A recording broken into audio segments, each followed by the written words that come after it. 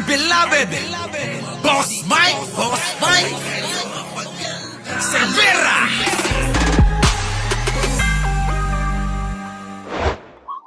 Oh, therefore, eto na mga kababayan, ang hatol! Therefore, that the defendants Duterte and all other defendants are guilty.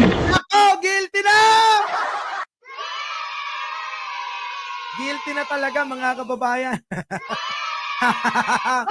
Nako, guilty na talaga!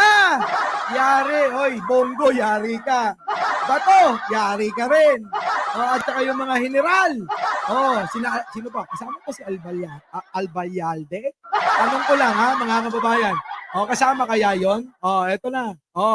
The defendants Duterte and all other defendants are guilty. And all other defendants are guilty for crimes against humanity. Patay! Yan na! For crimes against humanity. Ako, mga kababayan, ano ba? Masyado niyong pinapatuwa yung mga tao. Ha? Mga kababayan, tuwan-tuwa ba kayo? Tuwan-tuwa ba kayo? Paki-puso naman. Pwede ba? Paki-comment naman ng isang puso dyan. Isa lang. Isang puso. Kung dadamihan nyo, damihan nyo na. Ay, nako. Mga kababayan. Wala na, mga kababayan. Tapos na laban. Tapos, tigil mo na yan, Boss Mike. Tigil na ba natin? Tigil na? Ay, naku, wala na nga akong boses. Eto na, mga kababayan. Are guilty, and all other defendants are guilty for crimes against humanity, war crimes, and violations of law and legal instruments referred to in this indictment. This is the verdict of the International People's Tribunal against President Rodrigo Duterte. Patay! Yan na yung verdict! Binirdict na, mga kababayan, tapos na laban. Kaya pala gumagawa ng dahilan. Meron pang paandar. Kesyo daw may cancer daw siya. Ganun ba?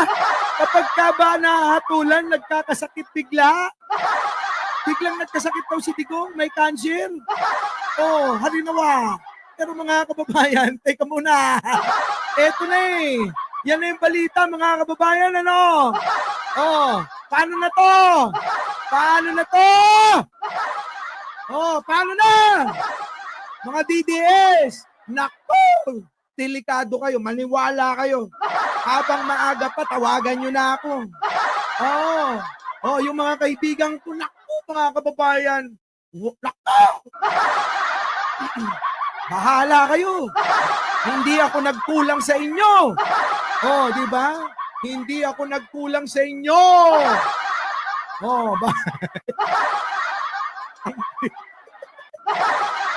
Kaya na, mga kababayan, ang sarap pakinggan.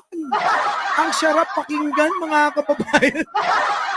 Sobrang sarap sa tenga. Nag-iiyakan na sila. Tek na, eto na. Mga kababayan, naku po. War crimes and violations of law and legal instruments referred to in this indictment. This is the verdict of the International People's Tribunal against President Rodrigo Duterte.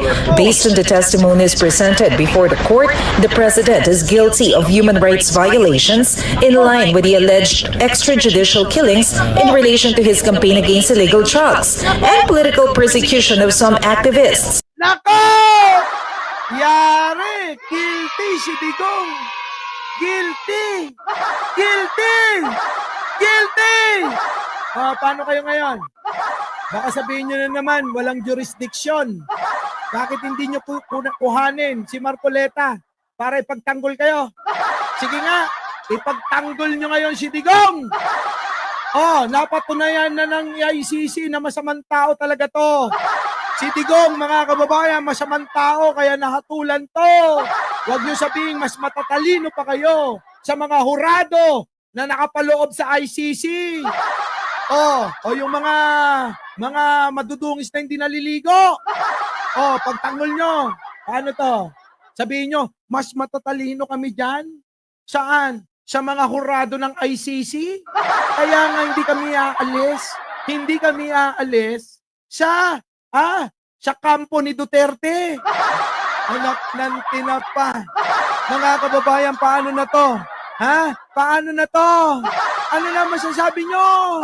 Sulit ang rally natin, yung mga pagod natin, mga kababayan. Grabe, no?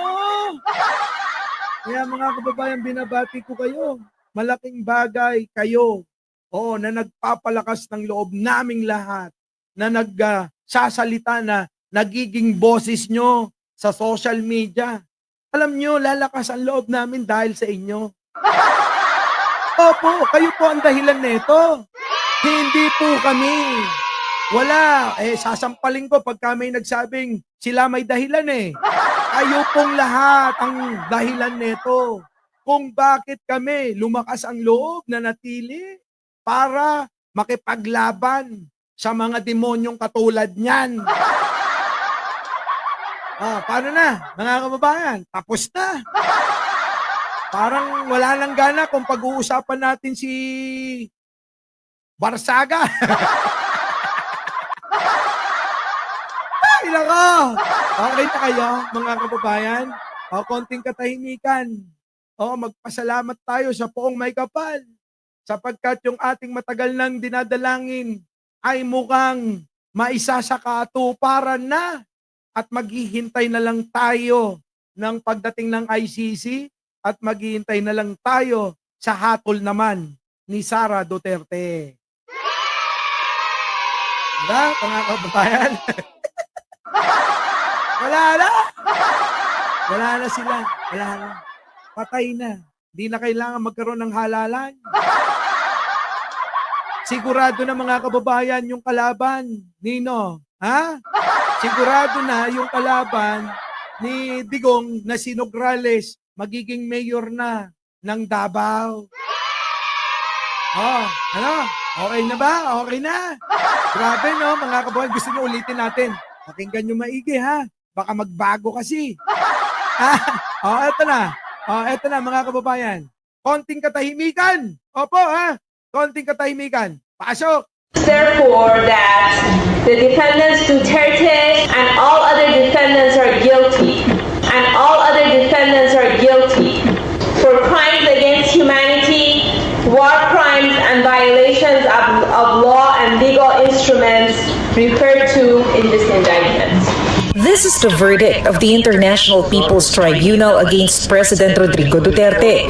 Based on the testimonies presented before the court, the president is guilty of human rights violations in line with the alleged extrajudicial killings in relation to his campaign against illegal drugs and political persecution of some activists. Nako! Binabati ko po kayong lahat, mga kababayan. Sa inyong pagpupuyat, sa inyong walang sawang nakikipagtalakayan, sa walang sawang pag-aabang ng mga live, ng mga vlog, ng mga kasama natin, na mga sumusuporta kay Pangulong Bongbong Marcos, sa mahal na mahal ko, nakaluyalista ko, maraming salamat sa inyo. Tapos na ang labang ito. Wala na. So, mga kababayan, hay nako. Newsing, thank you naman. Diba, mga kababayan, finally, diba, sa wakas, natapos din tayo.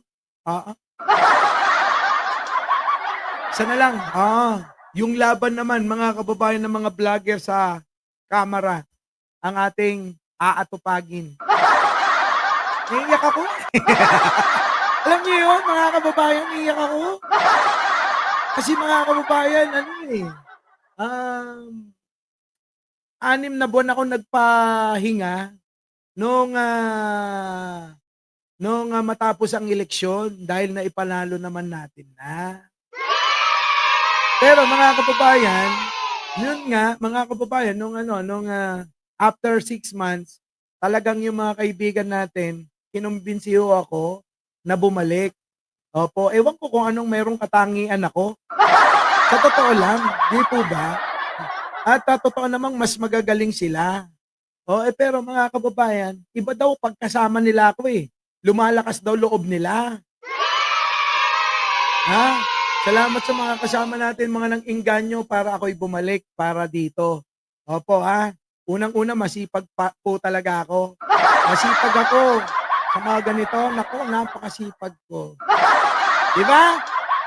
Pero mga kababayan, unang-una, pasasalamatan ko sa pagbabalik ko si Takeru Miyamoto, si Coach Jarrett, si Sangkay Janjan, at si Mark Ramos. Opo, mga kababayan. Yan po, sila po yung yung nagkumbinsi, na bumalik ako. Ano ba? So, eto na mga kababayan. Mamaya na natin sikap ninyo. Medyo magpapakalma lang ho ako dahil sa totoo lang talaga, hindi ko talaga maintindihan at hindi ko alam kung saan ko ilalagay sa aking puso. Sobrang punong-puno ng katuwaan. Opo ha, mga kababayan.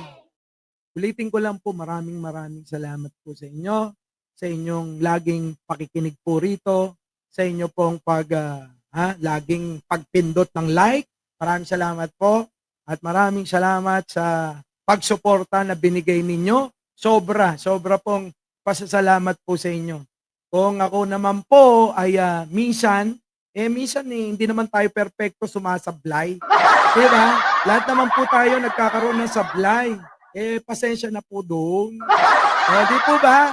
Pero mga kababayan, ang intention ko lang naman, makapag-paliwanag, may bigay yung opinion, at syempre mga kababayan, mapasaya ko kayo.